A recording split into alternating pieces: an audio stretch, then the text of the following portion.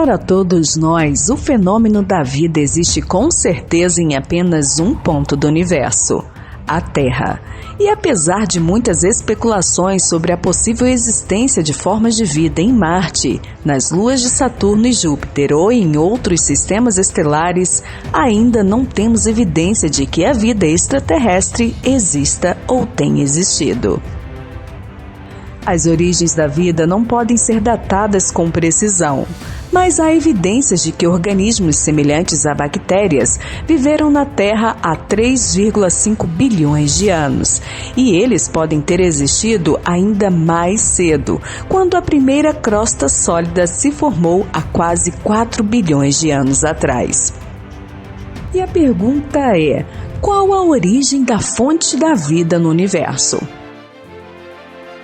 Existem 4 elementos químicos que estão presentes em toda criatura viva na Terra e que são os mais abundantes e quimicamente ativos do cosmos, que é o hidrogênio, o oxigênio, carbono e nitrogênio.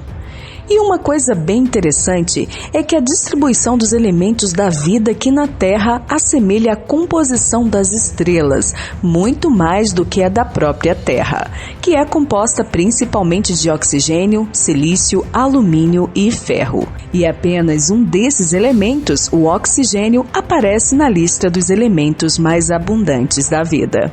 E como disse o astrônomo Carl Sagan na série Cosmos, somos feitos de poeira de estrelas. E o físico Lawrence Krauss, que disse que cada átomo em seu corpo já esteve dentro de uma estrela que explodiu.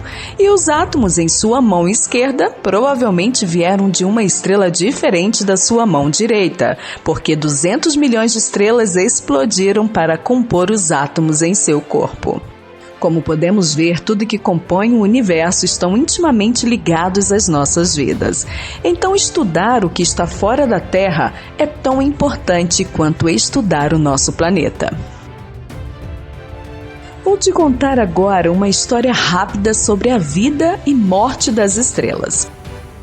No início da história do universo, antes da existência das estrelas e planetas, nuvens gigantes de hidrogênio e hélio começaram a se formar, e lentamente essas nuvens coletavam massa suficiente para formar sua própria gravidade, criando bolas de gás extremamente densas, que são as estrelas. E a partir de então, o núcleo dessas jovens estrelas eram expostas a forças gravitacionais muito fortes, uma força tão grande que corria o risco delas desabarem sobre si mesmas, se não fosse pela fusão nuclear. Essa é a energia que uma estrela precisa para empurrar contra o núcleo em colapso. A fusão nuclear é um processo em que os núcleos de 2 ou mais elementos se combinam para produzir núcleos de elementos mais pesados. E no interior de uma jovem estrela, os núcleos de hidrogênio começam a se fundir em hélio. A atração interna da gravidade e o impulso externo da fusão nuclear acabam se equilibrando. E por um tempo a fusão de hidrogênio impede o colapso da estrela. Mas com o passar de milhões e bilhões de anos, a estrela fica sem hidrogênio e seu núcleo começa a entrar em colapso. As forças externas no núcleo fazem com que ela aqueça, e em breve o núcleo estará quente o suficiente para começar a fundir hélio em carbono e oxigênio. E mais uma vez, a fusão nuclear empurra a gravidade para impedir que a estrela desmorone. Uma a uma, a estrela funde cada novo elemento, produzindo sucessivamente elementos com baixas massas atômicas, como o carbono, o oxigênio e o neon. Átomos de elementos químicos mais leves, como o hidrogênio ou o hélio, principalmente foram formados a partir de nucleossíntese primordial. Acredita-se que o processo de nucleossíntese foram produzidos a partir de uma grande explosão primordial, que é o Big Bang. E os demais elementos são originados no interior de estrelas e sintetizados por reações nucleares de fusão, em que os núcleos mais leves resultam em núcleos mais pesados, em um processo chamado de nucleossíntese estelar.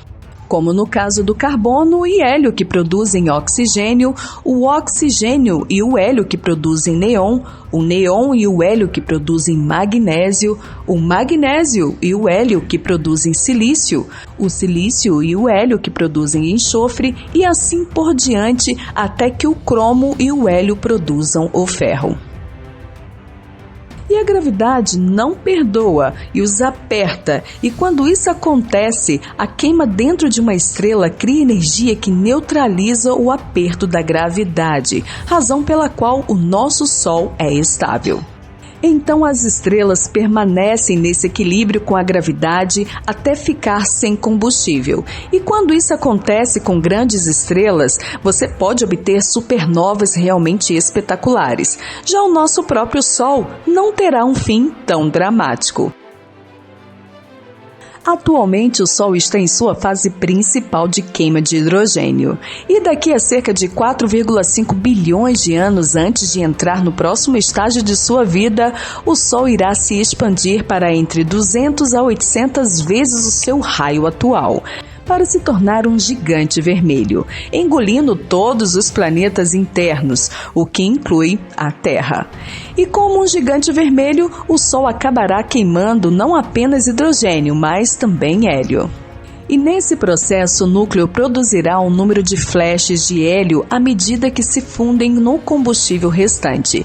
E em algum momento, esses flashes de hélio aumentam de intensidade e empurram as camadas externas da atmosfera da estrela para o espaço, criando uma nebulosa planetária. E o que resta é o denso núcleo quente da estrela, que é uma anã branca, que tem uma densidade imensamente alta. Então, ela continuará brilhando com o calor residual e esfriando lentamente com o tempo, até que daqui a alguns bilhões ou trilhões de anos pare de emitir luz visível e se torne uma anã negra. E uma coisa bem interessante sobre as anãs brancas, que foi descoberto recentemente, inclusive esse estudo saiu na Nature nessa segunda-feira, 6 de julho, onde mostra que as estrelas anãs brancas podem ser a fonte-chave do carbono em nossa galáxia, que é um elemento crucial para toda a vida. Tudo começou com um estudo baseado nas observações feitas em 2018 no Observatório WMKEC no Havaí, com anãs brancas em aglomerado de estrelas abertas na Via Láctea, que são grupos de milhares de estrelas mantidas juntas por atração gravitacional, formados a partir da mesma nuvem molecular gigante e de aproximadamente da mesma idade.